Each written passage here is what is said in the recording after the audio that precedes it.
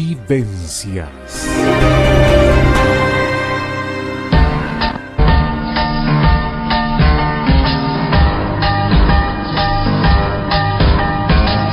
Luces y sombras. La columna del psicólogo Andrés Caro Berta en Vivencias. Muy buenas tardes, Andrés. Muy bienvenido. Un honor contar con tu presencia. ¡Qué alegría! Andrea, no, la alegría es mía. Realmente yo considero que sos una muy buena conductora de radio, transmisora de ideas, que eso es lo importante. Y bueno, me gusta mucho poder compartir este espacio contigo. Un placer y un honor contar contigo, como te decía. Y yo les contaba a la audiencia al comienzo que hoy va a ser muy descontracturado porque te voy a sorprender con el tema, en ese camino de las luces y las sombras que todos transitamos, ¿no? De acuerdo. Sí, claro. Y en ese camino en el que todos tenemos esas luces y esas sombras por las que vamos navegando día a día, están los miedos. Sí. Quisiera que nos explicaras si los miedos son naturales, es un mecanismo natural, y cuándo dejan de serlo. Claro, el miedo es una actitud defensiva del ser humano como animales que somos, ¿no? Uh-huh. No te olvides que nosotros pertenecemos al reino animal.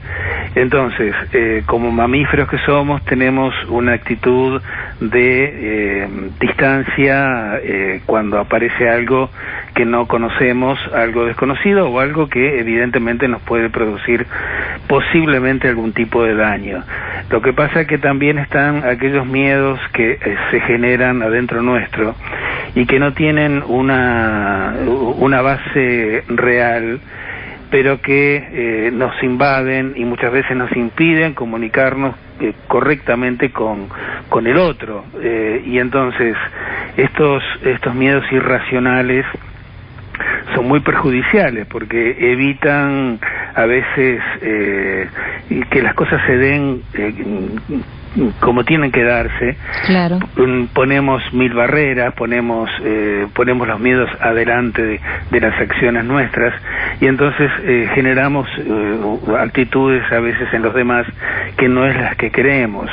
Entonces lo importante es poder saber si ese miedo que se nos presenta tiene un sentido real, una base real, o es apenas un temor infundado. Por nuestras propias inseguridades, porque en definitiva es eso. Claro. Es decir, a veces nosotros no nos conocemos lo suficiente y estamos siempre actuando defensivamente, ¿no? ¿Y qué huella, por ejemplo, en este tipo de actitud nos deja lo que hemos vivido o lo que hemos aprendido en nuestras casas? La pregunta es interesantísima, Andrea, porque yo siempre sostengo de que somos en función de nuestra historia y en función de nuestro presente, es decir, son uh-huh. las dos cosas que se conjugan, pasado y presente, y que van a generar posteriormente en el futuro acciones que pueden ser positivas o negativas para nosotros o para el entorno. Es decir, la educación que nosotros tenemos desde el comienzo de nuestra vida es muy importante, yo casi te diría que es fundamental.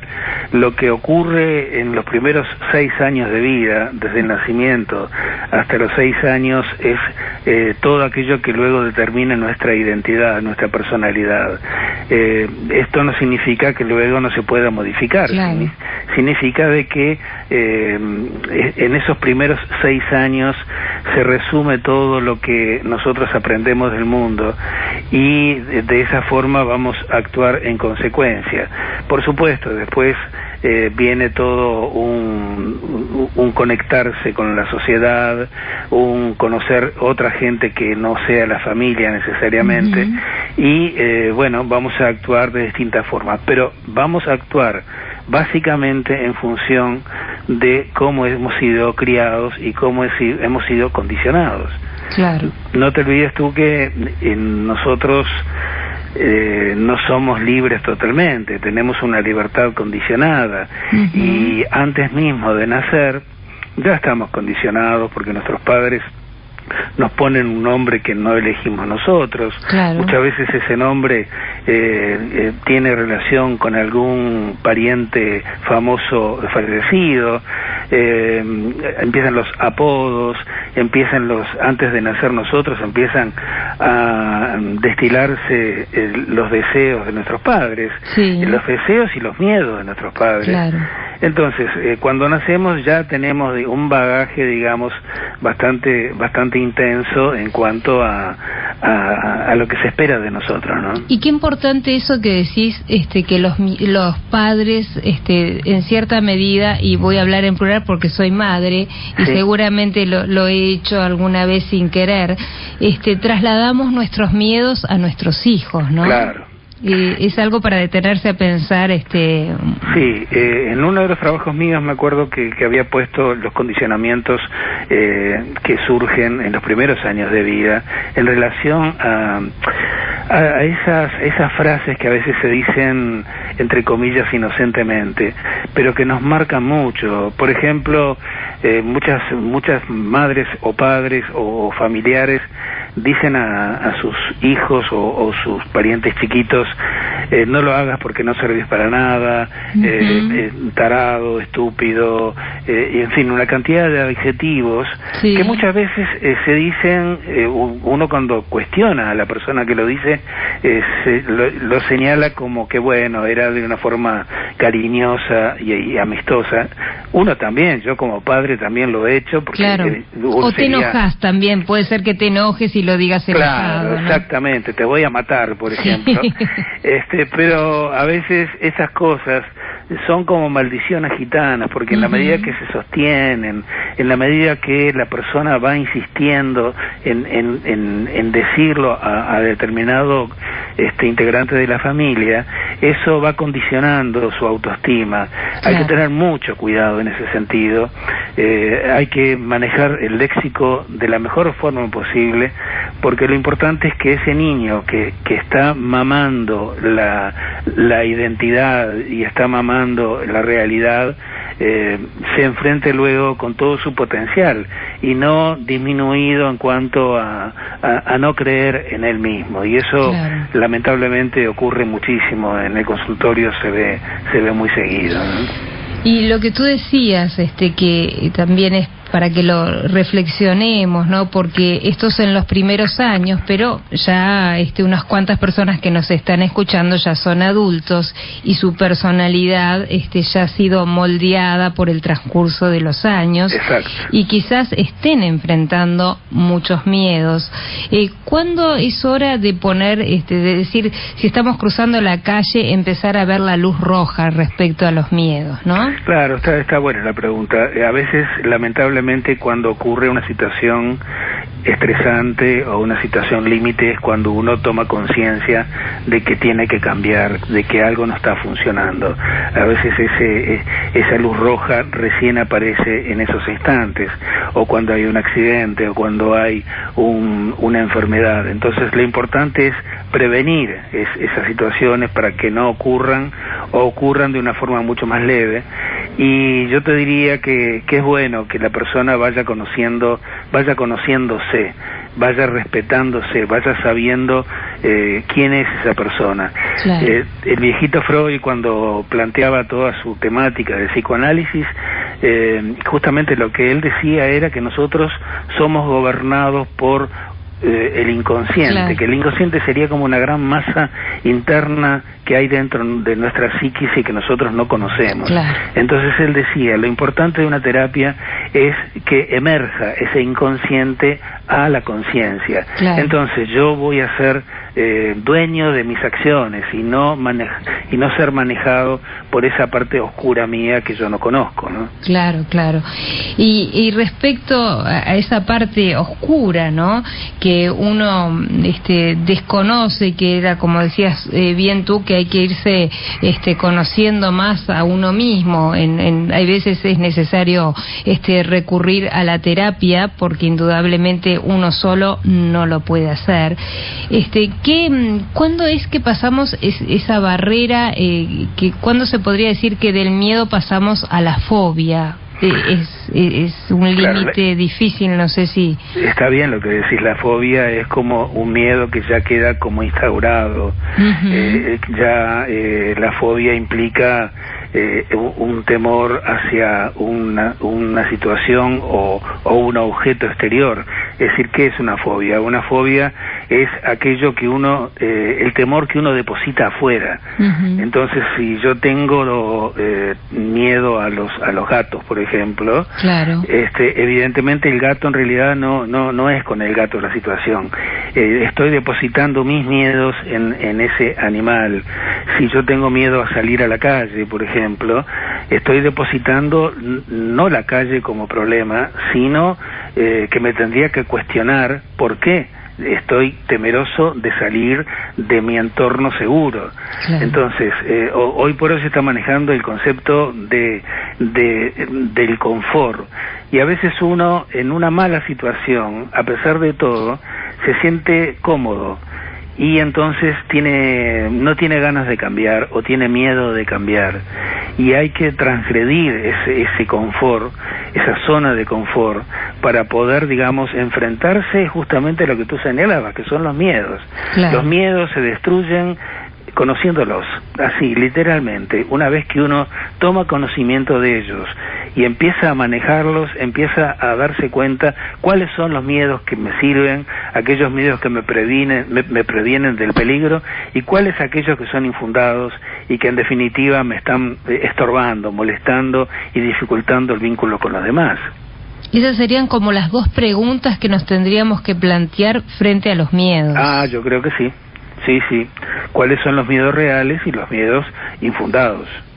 Digo, porque cuando tú estás en una relación de pareja, por ejemplo, o cuando estás con un hijo, o en fin, en cualquier situación. En cualquier relación. En cualquier relación con el otro, tú estás depositando en el otro aspectos que no son de esa persona, sino son personales. Claro. Es decir, cuando uno maneja en la consulta, es decir, la transferencia, es decir, que es uno de los elementos que nosotros, de las herramientas que manejamos, es decir, cuando yo estoy viendo a una persona, estoy depositando en esa persona una cantidad de aspectos que no son de ella, que son míos. Entonces yo puedo sentirme muy atraído por esa persona o sentir mucho rechazo por ella, y a veces no estoy viendo a la persona en sí, sino que estoy viendo lo que yo quiero ver. Cuando, por ejemplo, luego de un divorcio, sí, cuando uno está en un juzgado, supongamos, y está divorciándose, es muy posible que uno observe a la persona que estuvo mucho tiempo junto a uno y no la conozca, la sienta distinta, la sienta que es extraña, y que uno se pregunta, pero yo estuve tanto tiempo, tuve hijos con esta persona, y la otra persona puede sentir lo mismo de uno. Cuidado, ¿no? Claro. ¿Qué significa eso? Significa que uno empieza a ver a la persona tal cual es. Uno le quitó ya todo ese afecto, que a veces es positivo y a veces es negativo, y que impide ver a la persona realmente como es. Entonces hay que tener mucho cuidado, hay que estar muy alerta en el caso, por ejemplo, de una pareja, de querer al otro en función de lo que es el otro y no lo que yo quiero que sea. Claro, y lo mismo sucede, escuchándote a lo que decís, con las amistades. ¿Cuántas veces en un amigo pasa lo mismo? Claro. Empezás a verlo de determinada manera hasta que se produce un conflicto o algún problema, y ya lo empezás a ver de otra, y empiezan esas transferencias, como tú explicabas que sucede en las parejas, también en las relaciones de amistad. Claro, los malos entendidos, ¿no? Claro. Es decir, las cosas dichas equivocadamente, y las cosas que confunden y que en definitiva generan luego crisis que a veces pueden solucionarse. Hay situaciones muy dramáticas. Yo estaba leyendo ahora una situación en Argentina que también, comenzó como algo muy leve, y luego va creciendo la furia, y terminan diciéndose cualquier cosa. Claro. porque la tenían guardada, que en definitiva quizás, si se pudiera haber hablado, si se pudiera haber conversado a tiempo, no se hubiera llegado a una situación desgraciada, que luego tiene terribles consecuencias, no solamente para las dos personas que estaban en disputa, sino para el entorno de ambas partes, ¿no? Y quizás también referido a lo que estábamos hablando en un principio, que era sobre los miedos, no se hablen tantas cosas por miedo. Ah, sí, sí. El no poder hablar de determinadas cosas es muy complicado, porque comienzan los secretos, claro, comienzan los ocultamientos, hay cosas que en las familias no se hablan, y eso va generando en el entorno familiar situaciones que a veces terminan siendo situaciones muy desagradables. Es decir, claro, y a veces también hay que respetar los silencios del otro. Uno tiene que también tener el derecho de poder guardarse muchas cosas que no quiera decir.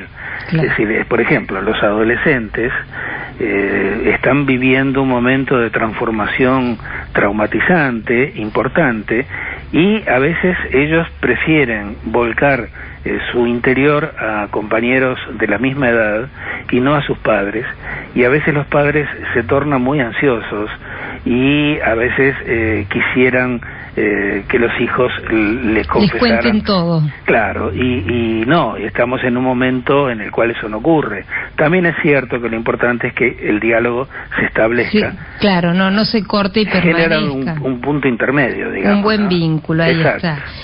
¿Y qué rol juega, por ejemplo, y ya para ir cerrando, no quiero tampoco ocupar más de tu tiempo? No, por favor. Pero ¿qué rol juega el tipo de personalidad a la hora de enfrentar los miedos? Y te pongo un ejemplo con lo que te quiero decir. Por ejemplo, sí, si soy una persona sumamente optimista o una persona, por el contrario, sumamente pesimista, ¿cómo enfrento los miedos? Bueno, eso depende, claro, está bien, es decir, cada uno de ellos... Te puse dos extremos, ¿no? Pero... No, pero está perfecto, cada uno de ellos va a tener su presentación frente a los miedos. Esto que tú estás señalando, de una persona pesimista o una persona optimista, evidentemente es una construcción. Uh-huh. Es una construcción de la personalidad que no empezó ayer ni hoy, claro, sino que empezó lo que volvíamos a desde la niñez. Claro, justamente, es decir, el individuo va transformándose en función de lo que va absorbiendo en su medio familiar, y muchas veces muchas familias generan integrantes depresivos, muchas familias por el contrario son muy negadoras de la realidad, y eso a veces contribuye justamente a la personalidad de uno y de otro. No significa, esto no es un 100%, cuidado, claro. Digo, pero hay una tendencia dentro de las familias a la construcción justamente de la personalidad de sus integrantes. Y luego está el vínculo con el exterior, si es un vínculo positivo, si es un vínculo negativo, las experiencias que vamos teniendo en el correr de nuestra vida nos van moldeando. Eso era lo que hablábamos también al principio, ¿no? Que las experiencias hay veces son causantes, las cosas que nos van quedando como cicatrices, nos van marcando en esos miedos, ¿no? Claro, y no te olvides que en realidad diríamos que no existen casualidades, uh-huh, hay causalidades, y uno a veces se mete en líos sin darse cuenta, pero en definitiva iba todo hacia ese lugar en el cual nosotros luego nos encontramos y nos sorprendimos, y ahí aparecen los miedos, y ahí aparecen las inseguridades, y bueno, y hay que manejarlas con un conocimiento personal importante. Es muy difícil a veces conocer las causas, o sea, sabemos que nos pasan determinadas cosas, pero nos negamos a verlas, o nos es difícil reconocerlas también, ¿no? Porque no nos enseñan, Andrea. Uh-huh. Directamente no nos enseñan tantas cosas. No enseñamos, vamos a poner, yo también me voy a poner el sayo, digo, no nos enseñan la muerte, no nos enseñan los crecimientos, el porqué de las cosas, porque tampoco sabemos mucho. Somos seres incompletos. Claro. No sabemos de dónde venimos, no sabemos a dónde vamos, a veces A mí me duele mucho observar cómo hay gente que no vive sino sobrevive, que pierde el tiempo en cosas muy pequeñas, banales, en discusiones sin sentido, en enojos, en angustias que a veces no tienen tanto sentido como corresponde, o a veces esas personas negadoras de la realidad que parecería que pasan por encima de todo y no disfrutan de esto que es vida, y que es una sola, más allá de que tengamos luego además, otra o no. No, y además una reflexión que comparto contigo, ¿no? Cómo se pasa la vida tan rápido, ¿no? Exacto. Y tomando conciencia de eso, no ser capaces de ver que cada vez estamos más cerca de ese fin que a todos nos va a llegar. Totalmente de acuerdo. Y creo que ahí es el de repente, capaz que para retomar en otra instancia, uno hay veces cuando hace esa vueltita, ese clic por determinadas circunstancias, también enfrenta la vida de otra manera, ¿no? Claro, lamentablemente a veces empezamos a entender la vida cuando ya estamos a punto de irnos, ¿no? Y entonces es una pena realmente. Bueno, ojalá que tu columna, y te lo digo con muchísimo interés y respeto, sirva para que todos, desde alguna manera, con tus reflexiones y tu conocimiento, podamos enfrentar mejor la vida, y no la desperdiciemos. Para mí, ¿no? Sería una alegría enorme, porque aparte el título que elegiste para la columna me parece formidable, porque tenemos luces y sombras, evidentemente, y hay que conocer muy bien la sombra de nosotros, no solamente la luz. A veces la sombra tiene muchas cosas para decirnos, para aprender de ella y entonces evitar justamente los miedos. Y para iluminarnos. Andrés, ha sido un inmenso placer contar con tu presencia y bueno, los invito para el próximo martes a las 16:30 estar convocándote nuevamente en estos temas que seguramente iremos muchas veces a las sombras, pero que estoy segura nos van a dar mucha luz. Por supuesto que sí, Andrea, yo te agradezco muchísimo esta oportunidad y bueno, estoy pronto ya para la próxima. Bueno, un placer y te compartiré contigo los mensajes que vayan llegando y las inquietudes que la gente nos vaya transmitiendo para poder desarrollarlas en este espacio maravilloso que con tanta generosidad compartís con todos nosotros. Será un placer realmente y un gran saludo a la audiencia tuya, Andrea. Muchísimas gracias, Andrés. Un gran abrazo y nos conectamos contigo el próximo martes a las 16:30. Por supuesto. Muchísimas gracias. Un beso enorme. Otro chao, para ti. Vivencias.